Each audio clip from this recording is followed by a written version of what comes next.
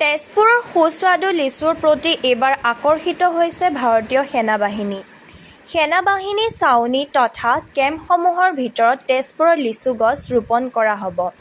শোণিতপুৰ জিলা দিৱস উপলক্ষে নামদেউৰী গাঁৱৰ বানৰজাই খন্দা বৰপুখুৰী পাৰত আয়োজিত লিচু পুলি ৰোপণ আৰু লিচু গছ পুলি বিতৰণ কাৰ্যসূচীত অংশগ্ৰহণ কৰি আছাম ৰাইফল সেনা বিষয়া জোৱানসকলে লিচু গছ পুলি সংগ্ৰহ কৰি ছাউনীত ৰোপণ কৰা হ'ব বুলি জনায়।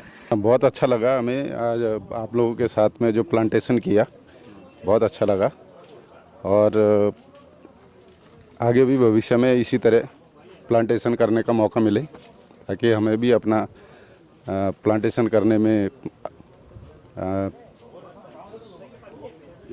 योगदान मिले। आप लोग का कैंप में भी अभी जी हमारे कैंप में भी प्लांटेशन किया गया है। ইয়াৰোপৰি এই কাৰ্যসূচীতে অংশগ্ৰহণ কৰি বিশেষ মুখ্য সচিব মহেন্দ্ৰ কুমাৰ যাদৱে বিগত অমৃত বৃক্ষ কাৰ্যসূচীত ৰোপণ কৰা 90% গছপুলি জীৱিত আছে বুলি দাবী কৰে। আজি যোৱাকালি তেজপুৰত আহিলোঁ আৰু তেজপুৰ দিৱসৰ দিনাখন আমাৰ অমৃত বৃক্ষ আন্দোলনৰ যিবিলাক কাৰ্যক্ৰমৰ প্ৰগ্ৰাম লৈছে খুব ভাল হৈছে। ইয়াতে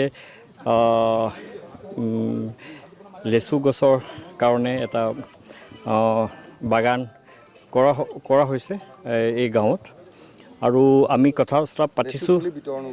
আজি লেচু পুলিৰ বিতৰণো হৈছে আৰু ইয়াৰ উপৰিও আৰু বহুত কৃষকসকল আহিছে, তেওঁলোকৰো বেলেগ বেলেগ গছপুলি লৈ যাব আৰু আমি এটা কথা চিন্তা কৰিছোঁ, আমি আমাৰ নাৰ্চাৰীবিলাকত কিছু সংখ্যক আমি কাজু গছ পুলিও ৰুইছিলোঁ আৰু অহাবাৰ আমি কাজু গছপুলিৰ কাৰণেও আমি এটা প্ৰচেষ্টা দিম যাতে ৰাইজে এটা আৰ্থিক ইয়াৰ পৰা লাভান্বিত হ'ব পাৰে।